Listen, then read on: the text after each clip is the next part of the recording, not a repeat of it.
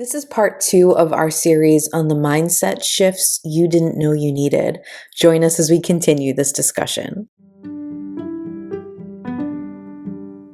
Let's talk about what intuition really is. Let's look at all the places intuition and ego show up in your life. Let's share honestly. Let's do the research. I'm Jamie Hayhurst. I'm Heather Wood. This is the Intuitive Girl's Guide. This episode will play uninterrupted after a brief message from our sponsors. You know what goes great with podcast listening? A great cup of coffee from a great coffee shop. Restoration Coffee. Can we go? Ooh, yeah, check them out and visit restoration-coffee.com. Join us next week when we continue chatting about this topic. Hey, Jay. Hey. We're back with more. I started calling it a Mixed bag. Yeah. I don't think that's a good episode. I mean, I like it. That's what this is. I'm into it. If you haven't listened to the first one, I'd say go back, but the order doesn't really particularly matter for these episodes. No. But this is just all the things that I have on my list of like, oh, this is something worth talking about, but aren't not a whole episode, right? Yeah, and I haven't figured out how to put them in anywhere else. So I just put them here for you. Random thoughts. Together. Random thoughts that actually I think are helpful mindset shifts. Yeah, I agree. So, okay. This episode we're starting out with a quote. Okay. I'm sure you've seen it before. It's not like a brand new quote, but I just really fucking love it. Oh. What? Are you ready? Uh-huh. Gods always behave like the people who make them. It's by Zora Neale Hurston. That is a good one. I was worried when you started that one, but I'm with you. Yes. You thought it was like a yay Jesus. Yeah, I didn't know where you were going. Yeah, they do, in fact, always behave like that. Funny. Yeah, I do like it. I also like the layers of it. As a like person who likes to overthink about everything, which is also called deep thinking, depending on how you do it. Right. Because the sort of like third layer down, you're saying like that people make the gods. Oh yeah. But like religion is based on like the gods made you. Oh, that was my first layer actually. Oh, okay. I skipped to that one.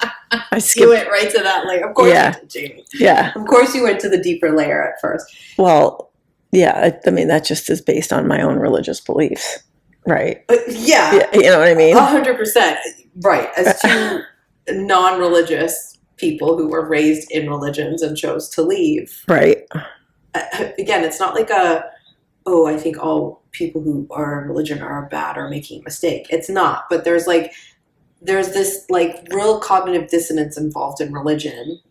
Yeah. That a quote like this points out, and I enjoy. I agree. Like, no, you're making the stories. Like, right. You are like, even the Bible is like, the disciples are stories. Exactly. That are men. Right. That were years and years and years later written. Rewritten by white people. None of these people were white. No, they weren't. No. Literally, geographically, they could not have been white. It's impossible. Right. And like, you see our many episodes on the Sabbats and stuff, but like, all of the Christianity stories are versions of like other stories that came before them, whether it's right. They call it mythology if it's not Christian or if it's not patriarchal religion. If it's not one of the top three, the big three. Yeah, exactly. But so Christian mythology is the same thing as Christian religion. I've said that before. Right.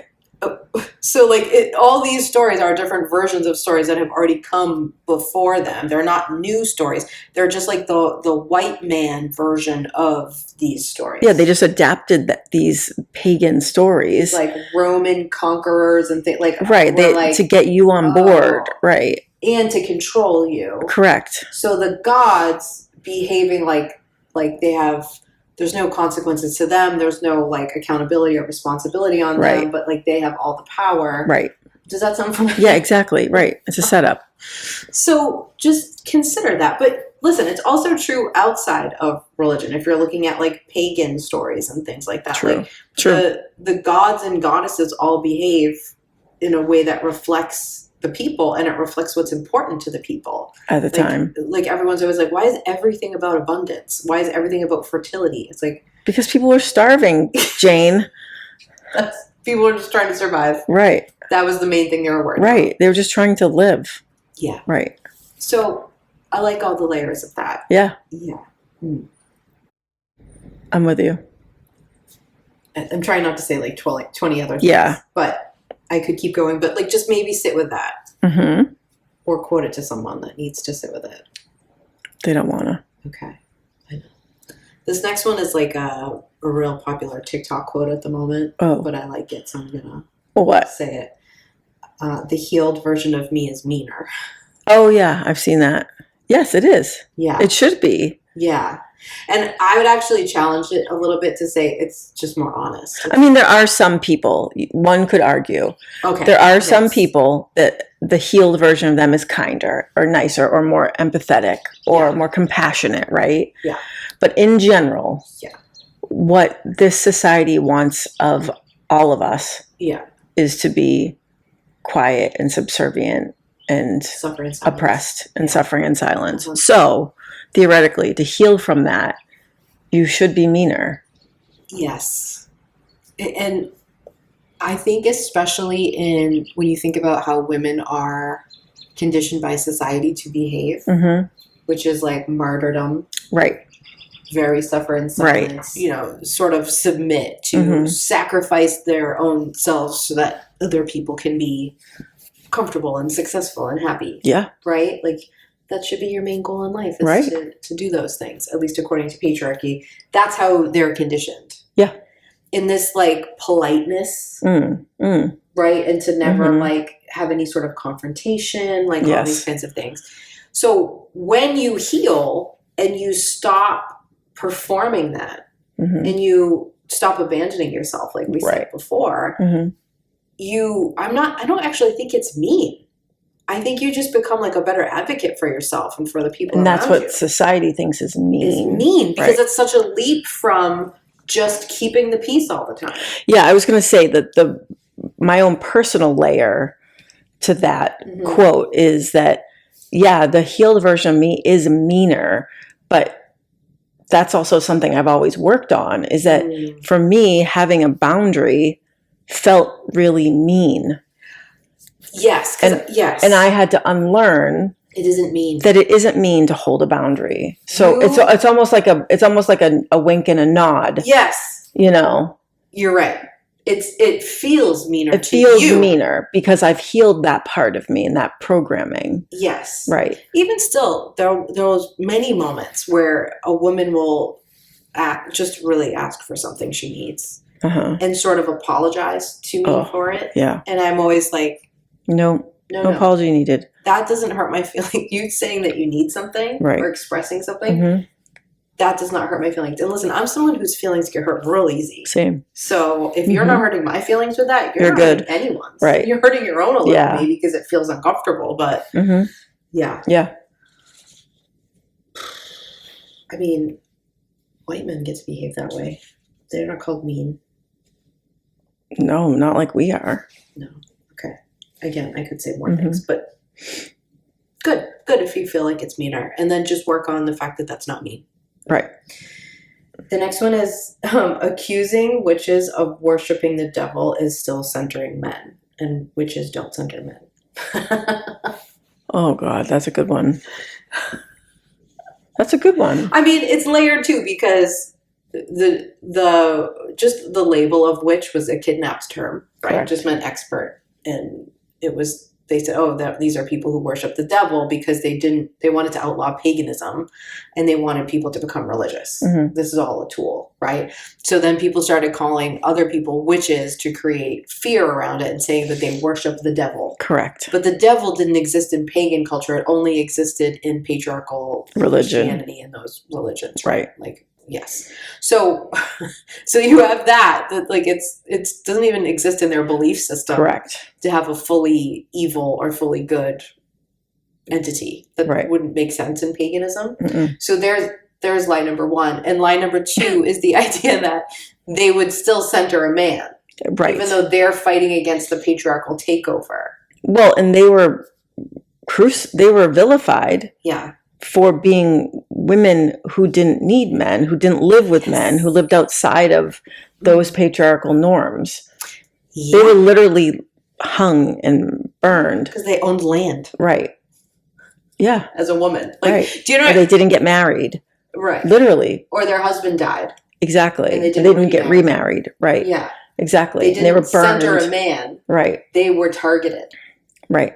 So it's wild. To say right. they worship the devil, or even to sort of cosplay that in your witchiness. Yes. Really doesn't make any sense. Also, please, I mean, people get mad at me on social media all the time for saying this, but like, you can't call yourself a witch and not be like, oh, and also like post like yay ice. Like that doesn't make any, it's so far from making any logical sense. Yeah. Like, no. do you know what I mean? Like I see do. Because it's that pipeline, right? Of like the religious girlies coming in. Oh yeah. And or they got sucked in and then they just sort of ended there because they got sucked down the pipeline when they just came in sort of quote unquote innocently. But like you've taken a wrong turn. 100%. If you're on any sort of side of the patriarchy, no. Oh yeah. No. I mean, there's a lot of cognitive dissonance that has to happen for you to claim that you're spiritual or witchy or whatever word you want to use. Yep. But also support ICE or Israel or Donald Trump or any conservative politician. Those two things, and there are people that I know. Yeah. I used to know them closely. That those things, they do not exist together. They can't. They cannot exist together. So you're selling out one side of yourself to support the other side. Which also can't exist as a witch. No, they cannot. Right. Correct. Right. Like it's just so wild how white women especially always. It's always the white women. The audacity, right. Will not do any of their own research work or Google. Like one person says it and it like fits good to like their issues and like not having to address stuff, so they take it. Yes, and it's because that there's something about the witchy woo woo whatever stuff that's calling to them, right? Like they can feel that inside of them. Correct. They vibe with that. Yes, but they will not relinquish that proximal white supremacy. They won't step away from, the thin blue line of it all. They won't let go of that level of safety. That's how white women have gotten themselves safe over the centuries, is by aligning themselves with white men who also beat and abuse and terrorize them, but at a lesser rate that they do to people of color. Correct. Right. And gay people and trans people. Yep. You know what I mean? So, but they won't, like, there's this sort of inner battle of like, I can feel this calling to me. This makes a lot of sense to me, but it feels really unsafe to walk away from this. And so you don't have, and right, you're trying to like juggle both. You cannot. No. So you're either, being a poser about the witchy stuff. Right. Or you got to blow. Or you got to walk away. You got to walk away. You got to tell your dad that you think he's an asshole for voting for Trump. Yeah. Right? Yes. You got to say, I don't support ICE. Be quote unquote meaner. Right. You got to be meaner. Exactly. Good callback, Heather. Thank you. Another callback. That's the work, though, that we're always talking about. Like, that we can't sell you in a 10-step program. Correct. Is because we don't know your lives. We don't know your issues. We don't know the stuff going on with you. But that's the work, is looking at, I'm called to this thing, but all the other stuff in my life, they don't work together. So where's the issue? I have to just like, where's my line? Yeah. And like finding that line and walking it and then healing the parts of you that are upset about all that. Right. That's the work.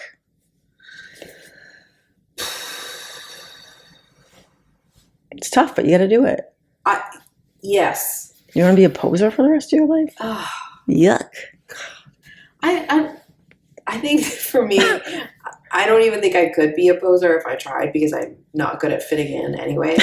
So it wouldn't go well. So maybe that like makes it easier. But there is something for both of us in our DNAs that does not, like, I'm getting like fired up. My eyes are all watery. I was going to say your eyes are watering again.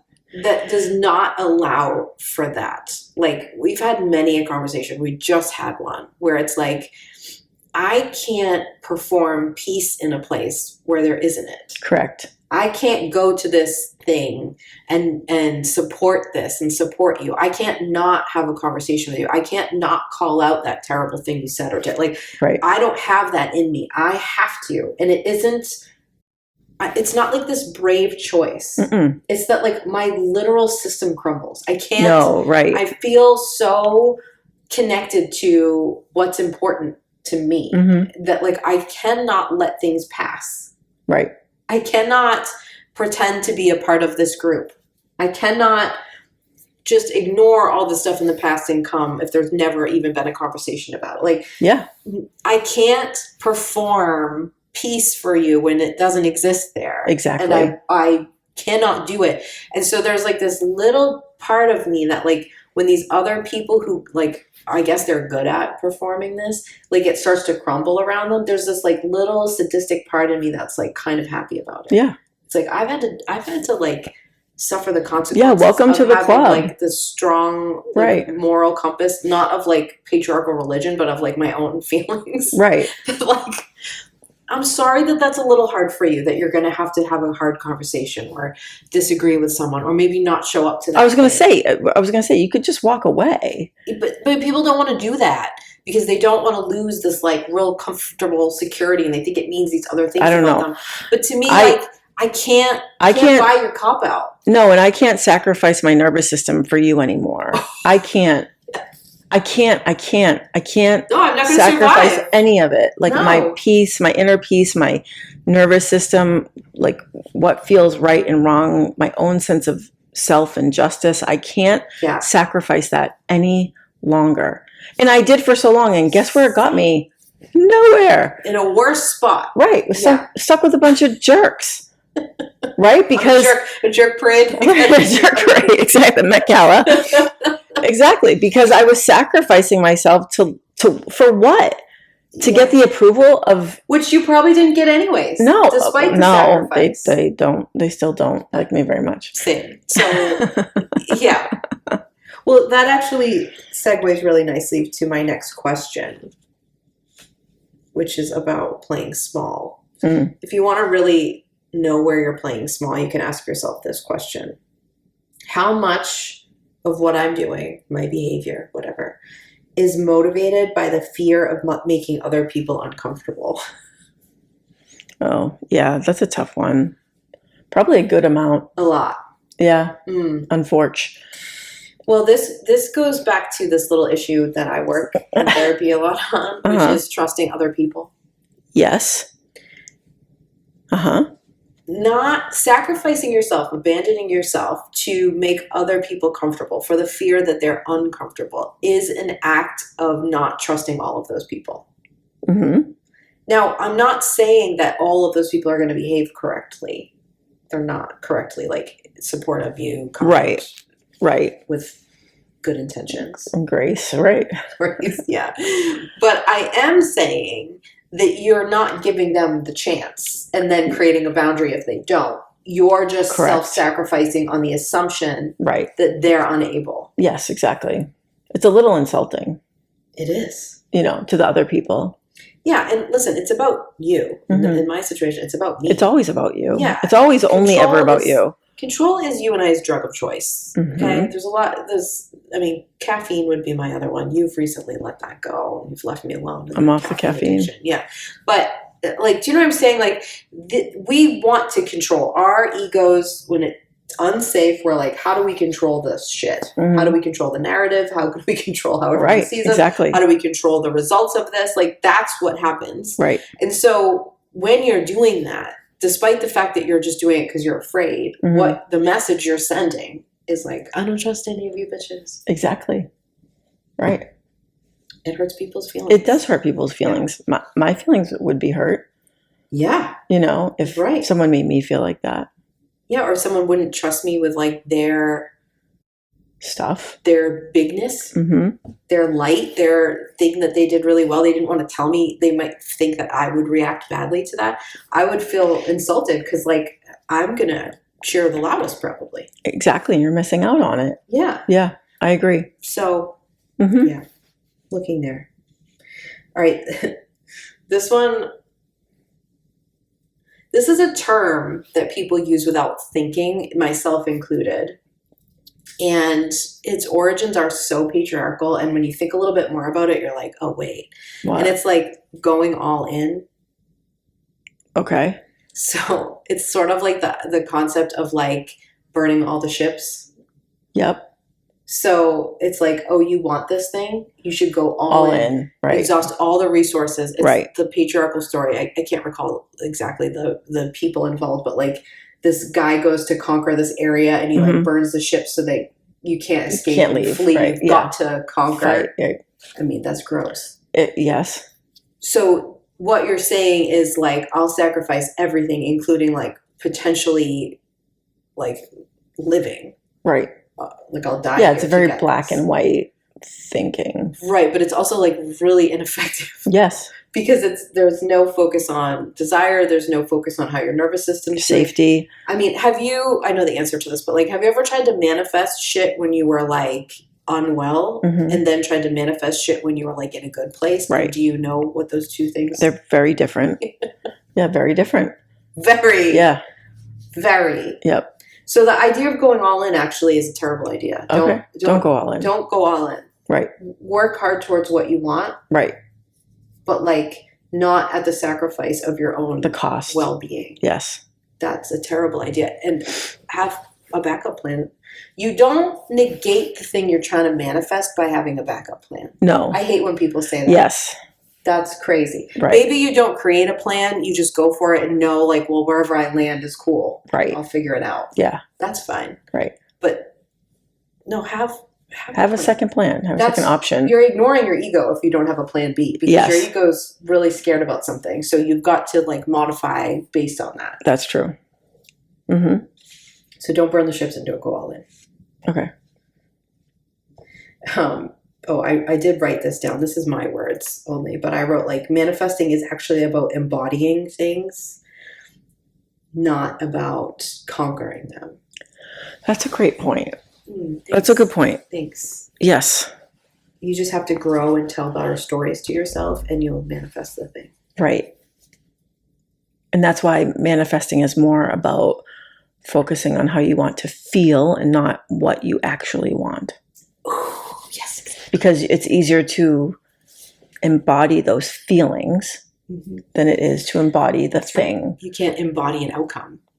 Right. But you can embody the feeling. How it would feel when you got it. You can embody that you can handle it. You can embody capability, right? Right.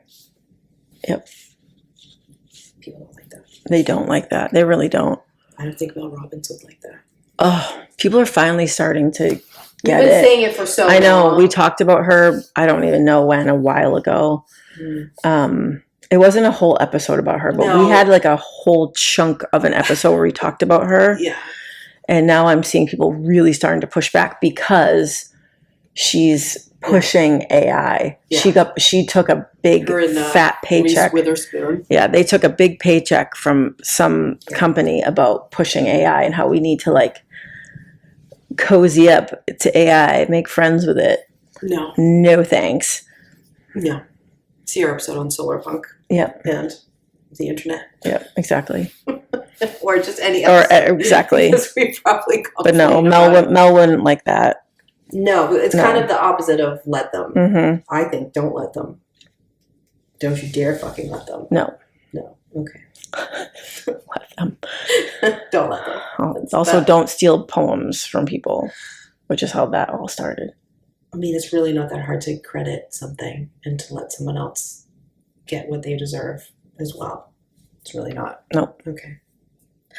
Trying to move forward without hard. No, but that's like burning all the ships, right? Like Yeah. you want your own money and your own fame at the cost of everything. And it doesn't matter who you slight and fuck up along the way, Yeah. you know? Yep. Great. All right. This next one is something I saw on TikTok again. Mm. And actually maybe on Instagram too, but it's this idea of every time you enter into a space with other people, doing an act of inclusion. Oh, okay. So the idea came from, I think, somebody who had noticed that they have a friend or a coworker or something who always does these little acts of inclusion. So, and they're good at it. So like the example that I saw was they were in like a meeting talking about something at work, and another person came up. Mm-hmm. And like while this person was talking, as soon as they stopped, this person put their hand on the arm of the person who just came and was like, we're talking about such and such and such and such, and then turned back and immediately included this person who walked in, and it took 2 seconds. Yeah. But just as someone It's that basic. I feel like I wish people would do that kind of stuff more. Yeah. The people I work with are excellent at that. Yes, but I think that's excellent. Rare. I agree. Yeah. I agree. Yeah. You also work in like a rare, amazing environment. I do. It's not very common. It's not. But I see it happen, and I see how it changes the way people feel.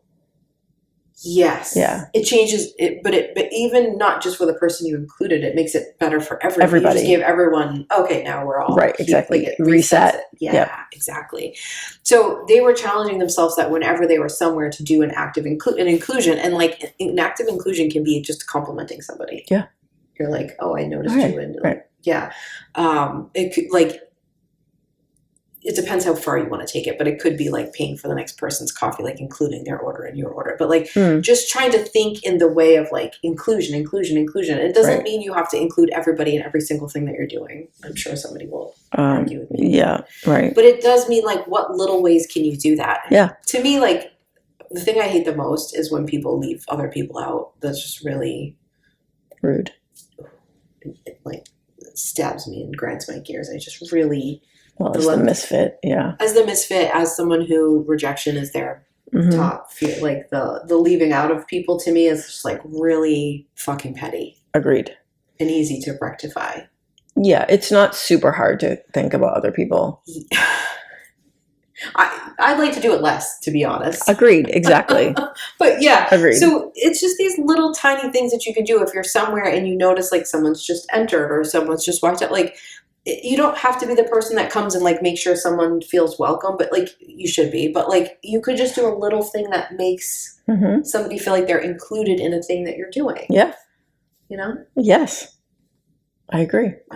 If I sit next to someone like in a theater or wherever, I don't know why I'm in a theater, but like say I am, and there's someone right here, I try to say something to them. I don't want to talk to you, but I try to just say, oh, hello, or oh, you're coming back here, or just to include that I'm not pretending you don't exist and I'm not sitting next to each other. Right. Do you know what I'm saying? Yeah, I do. Okay. Yeah.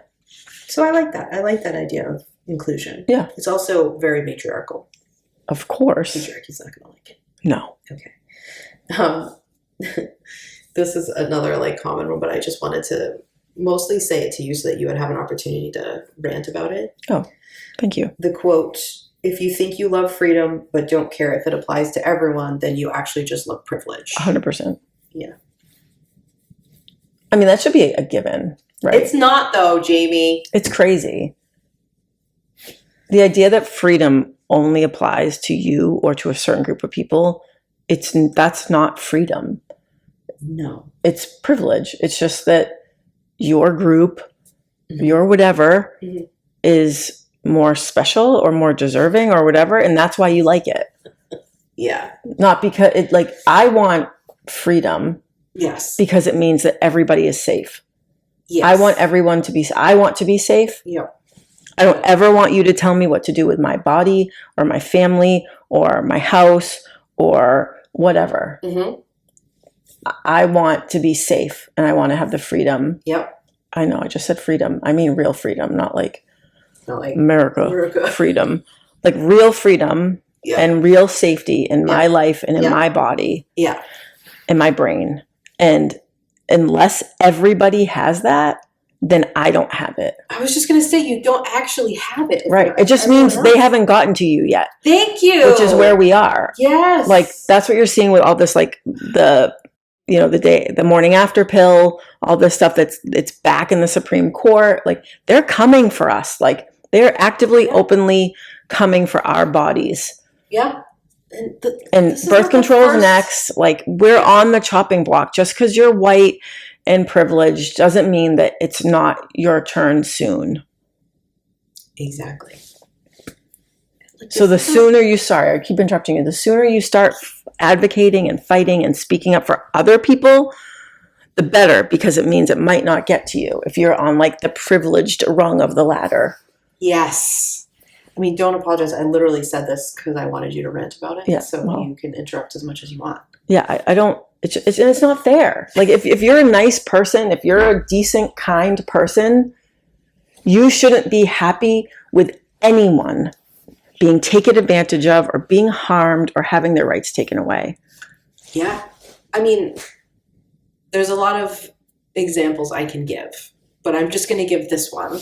That, like, if you are a mother and you're okay with a kid being taken away, or a kid being, like, afraid of the police, or a kid, like, or dying in a detention center. Yep. If you are okay with that, then you're not a mother. No. I'm sorry. You Right. don't get the title. Right. That there's no fucking way. Right. There's no way that you can care for one kid and not every kids, kid, right? And not think of those kids' mothers. Right. And that's what we talk about, intuition, but also empathy and other things being on spectrums, right? True. Yeah. And that, like, empathy is on a spectrum, but it's not something that you can't develop. And if you can look at another kid dying in Gaza, if you can look at a kid dying in a detention center or starving on the streets of wherever USA, then you need to work on your empathy. Like, if you can see that and not put yourself or your child in that position, then there's something inherently wrong with you that you need to work on. Yeah. You need to look at that part of yourself and think, why do I not care about this child? What have I done to disconnect? What have I turned off in myself? Yes. Right. That I'm more worried about the price of gas than I am about a child dying. Yeah. You'll never, ever even get me in a conversation about those things because it's not worth having with you if you think that gas is more important than a human. I mean, it is the whole entire problem with feminism summed up as well. If you want to even go, like, oh, like, you're taking it to the extreme. No, you're not. But, like, no, I'm not. Say that's what people are going to say. Right. The whole reason that feminism has failed is because white women, there's no intersectionality don't to fight it. for anyone except for themselves. Exactly. And then so you don't actually ever get the freedom. Exactly. Because let's just say you are a shit person with no empathy. I'm going to say that's a shit person. I don't care. Like, it's called psychopath anyways. But well, that's true. If you can't actually fundamentally feel empathy, like that is a disorder in your brain. Correct. Right. Okay. That's not being mean. Like, you can say that if you feel like that's us being mean, that's actually just clinical. Right. Exactly. Right. Exactly. Take it up with the mental health exactly. system. Right. Exactly. So let's say you're a shit person. Okay. You have no empathy. You only care about yourself. You're still not free. No. You still don't actually have those freedoms if everyone doesn't have them. Exactly. You have not been given freedom. You've been given privilege. Exactly. Those are different. So, put those stupid bumper stickers on and all this stuff that you have, but you don't have it. You're being tricked. Right. Even if you don't care about anyone else, you didn't get it for yourself. Exactly. Right. How are we not getting this? Well, it's that cognitive dissonance that we talk about. It's like the only way you can get yourself to feel safe is by believing the lies that you're seeing on Fox News or, Turning Point USA or wherever, is to believe that everyone is your enemy instead of realizing that we're actually all on the same team and we all deserve freedom and we all deserve safety. Yeah. Mm-hmm. All of us. Yeah, and you don't have it if everyone doesn't have it. It's about to be taken from you. Exactly. You're next. You're next. Yeah. Put that on a t-shirt. Yeah, exactly. Put that on the A next little ominous, but accurate. Exactly. All right. This next one, I love this conversation. I mean, I hate that it's true, but I love that it's a conversation. And it is the whole thing. I saw Dr. Is it Mary Haver? Oh, Mary Claire Haver, the menopause doctor? Yes, I saw her talking about this, but I've seen other people as well, where it's this really high rate of women getting diagnoses, whether they get them officially or just figure it out for themselves, because they're getting their kids' diagnoses. Yes. I mean, I'm one of these people. But, like, you know, you're filling out the form. And you're asking the questions, and you're like, oh, that's me. Yeah. Shit. Yep. But the fact that we're so missed. Yes. We're so not paid attention to. We're so not studied, like you said before, right? Like that we don't know we have these things until we are getting a diagnosis for our children. Exactly. And still, even in our cases, not even getting the diagnoses, just like adopting them. Yeah. And applying them to how we treat ourselves and how we take care of ourselves. Yeah. You know it's what also I mean? like very impossible to get them. Right. It's also very expensive. Yeah. And listen, you can diagnose yourself. Yeah. You're allowed. Yes. Like not for like a brain tumor. You need like medical technology for that. Please don't do like a wild birth or whatever that trend is. Yes. Right. On The Pit. Did you watch The Pit? No. It's too popular for you. It's too stressful. Oh. Jesus. Okay. I'll watch The Pit in 10 years when everyone stops talking about it. Yeah. Yeah. I watched it and was like, I wonder if I should make Jamie watch this. And I was like, no I'm not. This isn't. You already got your severance. I got that. I can only use that card every once in a while. Do it again. But yeah, it's also a show that I watched with like my hand in front of my face. Like I have to look through my fingers. Exactly. I'm not watching that. No, thank you. But anyways. That's how I feel about daily life. Having to watch a show about it. God. I think it's also why I read the books I read, because I don't need to read about like someone dying or being murdered or being abandoned or like I'm good. So you're saying that you read books about like a fantasy world. Yes. But I'm also talking about a show where all the doctors care about their patients. So this fantasy world. Got it. This is not real. Got it. Okay. Yeah. So, okay. So, I have to figure out what I was talking about. Oh, yeah. So, you get, like, for example, like, I, through figuring things out for my kid, realized that I was autistic. Yes. And then also through all the people on the podcast who started telling me. Well, and I also was like... yeah. Well, you confirmed it. You were like, that's autism, bro. Like, you have an app on your phone where you track where planes are going. Those are sensory issues you have. You're describing a sensory issue. Remember when you had to explain to me I had a sensory issue? I was like, it's just I can't stand clothes touching me. And you're like, I can hear the lights. Right. Yeah. It's like, that's sensory overwhelm. And you definitely fought with me about it. You're like, yeah, but. I don't think that sounds right. Okay. I'm managing it just fine. I just have to, sometimes I get home, I have to sit in my car for 10 minutes. Yeah, it doesn't mean that it's not happening. We're all great at managing them. True. Mostly. But yeah, so you're not self-diagnosing brain tumors. No. Like, for me, I don't want to go get a diagnosis because I don't want to be on any kind of database. Well, that's super valid now. So there's that. But also, like, I don't actually need additional resources. Correct. So like, it doesn't... my point is, like, you can make that decision yourself. Yes. Like, yes. You're good. Right. Okay. Have I asked people? Sure. Have I asked people to, like, therapists should be like, you don't have to, do this for sure or write it down anywhere, but do I have the tism? Right. You're like, yes. Yeah. Right. So, like, I get it. But yeah. Just, first of all, the fact that this is, like, what we were talking about before with, like, if we talk about our stuff, it lessens it. Like if we talk about having a period and being in perimenopause, like it's not a secret and you get support, you get resources. It's the same when you're like, oh, well, I'm allowed to get resources for my kid. Yes. My kid is getting like support for this. I can have 2 boys. You have a boy and a girl, but like they get the resources easier. Right. And then you're like, oh. Right. The fact that has to happen for women to get diagnosed is fucking garbage. Yes. Yes. But again, the fact that we're doing it and then learning it and then getting the resources and taking care of ourselves about it is wonderful. Right. But it's also part of the other programming that we talked about earlier that,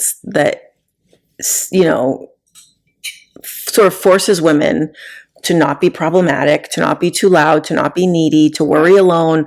All of these things are going to prevent you from getting your own diagnosis. But you put your kid in the mix and you're willing to go to, that's what personally for me, it was, I'm willing to go to bat for my kids. Yes. I'm willing to send all the emails, make all the calls, have all the uncomfortable conversations to get my kid whatever diagnosis they need. Yes. To get them the resources. Right. Exactly. Right. But I wouldn't have done that for myself. I was just fine. Everything was okay. I had everything managed. Look how noble I am. And I did create my own coping mechanisms. We both managed our own stuff on our own pretty well. I mean, obviously it's had its issues with our nervous systems and, burnout and stuff like that. But theoretically, right. I mean, theoretically everything was fine and it was managed. But we wouldn't have done that for ourselves because it would have taken up too much time, too many resources from the family, But when your kid needs it, it's a different story. It's really hard to conform when you're being diagnosed with something that's saying your brain works differently. Right. Exactly. Yep. Yeah. So love what we're doing with it, hate that that's how it has to happen. Agreed. I mean, I think about how different our lives would have been if we had known the things we know about ourselves now when we were in school and when we were, forming relationships and learning how to interact with people. Think about how different things would be. Or starting, having my first job or a new job, how I could have helped myself. You know what I hear from people a lot, and I certainly relate to, is having an understanding that I have ADHD or I have autism or whatever you might find out, right? Mm-hmm. Having an understanding of that would have made me less hard on myself. Exactly. As I was trying to manage doing something that I'm not designed to do. Correct. And it also would have made us better advocates for ourselves if we had known how to communicate that with other people, like teachers, bosses, boyfriends, parents. We could have had different conversations had we known those things. There's a lot about autism that I think that's fine and it's hard or whatever. But the thing that really got me was the way that our brains are programmed and why socializing is hard and why small talk is hard. Right. And it's not that it gives me an excuse or that I go I'm not doing small talk, I'm autistic every day. That's not happening. It actually makes it easier for me to do it. Right. Because I understand what is going on that makes it so I feel allergic to shallow conversation. Right. Yep.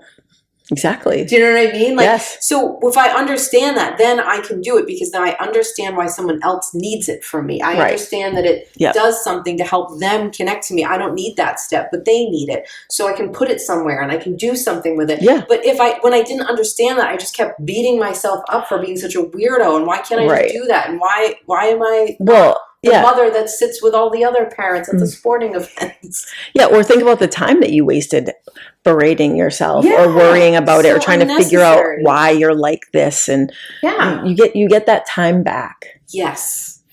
Yes. And you're just this is just how I work. Just who I am. It's fine. Right. It's good.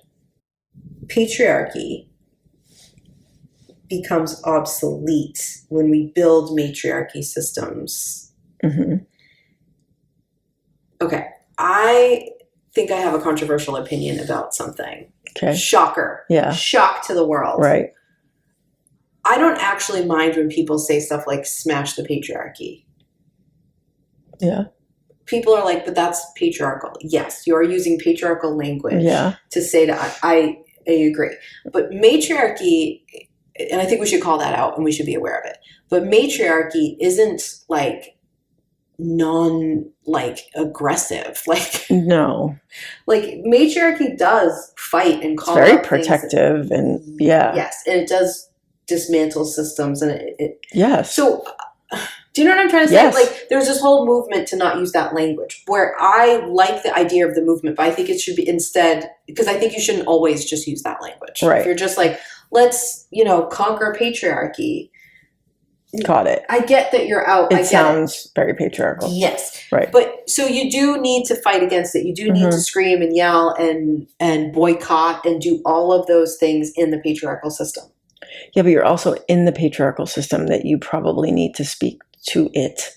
Yes. To start to dismantle it. You can't just be like, oh, I'm just going to, ignore patriarchy. Right. You're still in it. And that's also not matriarchal. Just, I know I'm hopefully not being confusing, but do you know what I mean? Yes. Just doing one thing in one way is not matriarchy. Yes. So what we need to do is that. Keep screaming, keep yelling, keep boycotting, keep doing all of that stuff. But we also need to build stuff, like when we talked about solar punk. And we also need to build something. Like, literally, if one of these stupid freaking Met Gala parading celebrities would just be like, what if we pooled a few of our resources and created a different Amazon that gave to charities and put money into that, and then we could undo, because if I could have a different alternative, I would never use that service ever again.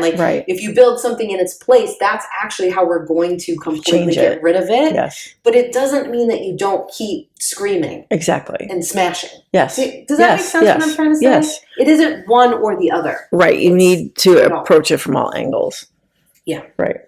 And depending on your level of privilege, you should be screaming louder, and then you should be building more. And yes, you should be. Yeah, that's actually how we take it down. Yeah. Oh, when people say, don't take it personally, I disagree. Oh, no, I'm going to go ahead and do that. I'm going to take it. I'm going to take it to the grave, actually. Personally. Yeah. But I think you should, because don't take it personally is saying suffer in silence. It is. Just don't take it personal. No, no. I'll take it however I need to take it. But don't take it personal is saying don't feel your feelings. Yes. What? Okay. It's like saying it's not that deep.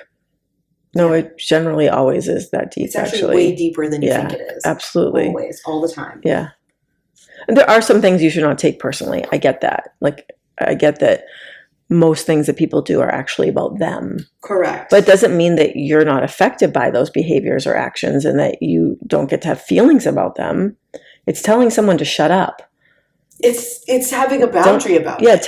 But telling someone don't take it personally is saying shut up. Yes. We don't want to hear about it. Correct. No. It's thanks. just let it roll off your back. No thanks. I don't let anything roll off my back. I don't think once I have let something roll off my back. I am not someone who could be nonchalant. No, you're very chalant. So chalant. Anything you say, even if you think you just said it for no reason, I'm thinking of the real reason. You are, yeah. I'm going deeper than it. That's how my brain works. True. Don't. Yeah. And you don't know. The time, I got a few people messaging about the time I was joking about how people shouldn't just tell us their dreams. Oh, yeah. Because all the things you're dreaming about are reflective. Who shouldn't tell us? Correct. Right, you and I. Unless you want us to know what's going on in your subconscious. Correct. So you just described exactly what you're worrying about. You don't even know. Mm-hmm. You're just saying it oh my God, I had this funny dream where I was running naked through my school and all my teeth fell out and there was a snake chasing me. Exactly. And, and where you and I are like, oh. Noted. Oh. That's weird. What else is going on in your life right now? Yeah, if you don't want us to know that about you, then don't tell us that. Correct. But also, everything you do is indicating everything. Correct. So, like you said, it is that deep. It's always that deep. You can take whatever you want personal. Yeah. You're a person. Yeah. You have feelings and emotions. You care about things. You're naturally inclined to take things personally. And you fucking matter. Yeah. You're the center of your universe. Mm-hmm. So take it all fucking personal. Yeah. Then decide what to do with it. Right. Okay. Exactly. All right. That's probably not going to be on a t-shirt, but. That's a long one. Okay. It's also not going to be popular. The idea of I don't like the way you see me is a very valid reason to cut somebody out of your life. Yes. Oh, I don't like the way you see me. It doesn't mean you need to shuck and jive to have them see you a different way. Maybe you just are like, that sucks. Stop seeing me then. Right. And if you don't feel like someone sees you for who you are, then that means you feel misunderstood. Yeah. If you can't fix that with someone. Yeah, but you don't even have to fix it if you don't want. No. But if you can't, if you want to and you can't, then why would you still have that person in your life if you're going to feel constantly misunderstood? Yeah. No. Bye. No, thanks. We're just saying you don't need to have like, there's, people say all the time, like, well, nothing really happened. It just like didn't feel good when I was around them. Oh, yeah. Oh. That's enough. Cool. That's enough. That's great. Right. Good job getting out of there before the thing happened. Yes, exactly. Right. I don't know. I only have 2 more. I just wanted to discuss the value in noticing that someone is able to take accountability. It's big. It's an undersold trait. Agreed. If you're going to be someone that exists in my orbit, you have to be able to take accountability for things. Mm-hmm. And if you can't, I'm not interested in being anywhere near you. I agree. I'm not saying fall on your sword. I'm not saying you have to, but the things that you are responsible for and the energy you give and the way you make people feel, you just need to be accountable for it. That's it. That's all. Yeah. You don't even have to manage it very well. You just have to be able to be accountable. Yeah, agreed. Okay. I agree. My last one, I think, is a good note to end on. Your nervous system is a lot of things, but it's not a liar. Oh, hallelujah. Yeah. That is 100% true. No. It's always telling you. That's literally your nervous system's job. Yeah.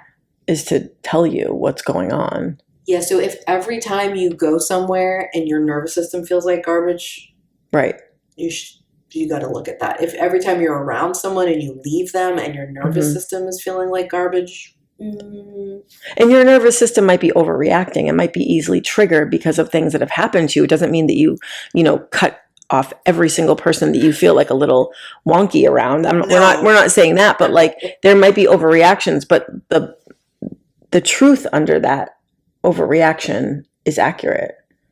Yes, because you might be having a nervous system reaction that's real big and feels strange, and it doesn't mean you need to cut off a person or that a person is trash or garbage or any of that stuff, but it does mean that you need to look at what's going on, because you can't just go why is my nervous system lying to me? It's not. It's reacting to something. No, and you're right, and you're responsible for your body's reaction. You are responsible for how your nervous system reacts. Yes. But it doesn't mean that what it's sensing is inaccurate.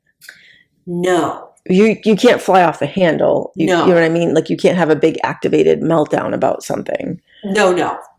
But the thing is, no matter how you slice it, your nervous system is never being untruthful to you. No, it's picking something up. Yes. Right. What it's picking up, why it's picking up, why you've created a story that is this is an unsafe scenario, and maybe that is not super logical. Right.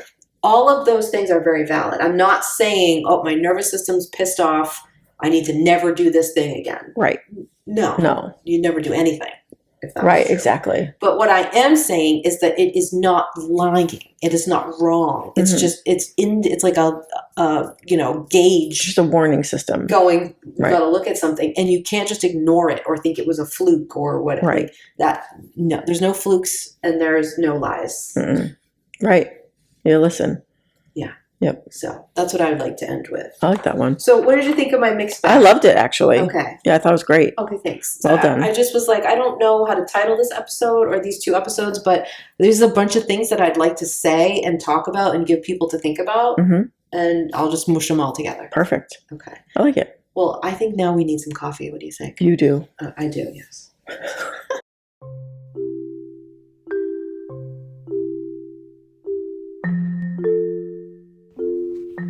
Hey everyone, Heather and I have an ask for you. If you love this episode or if you love the IGG, can you do us a favor? We need you to go onto whatever platform you listen on and download, subscribe, love, whatever it's asking you to do. Can you go do those things for us on the platforms that you listen on? It would mean so much to us.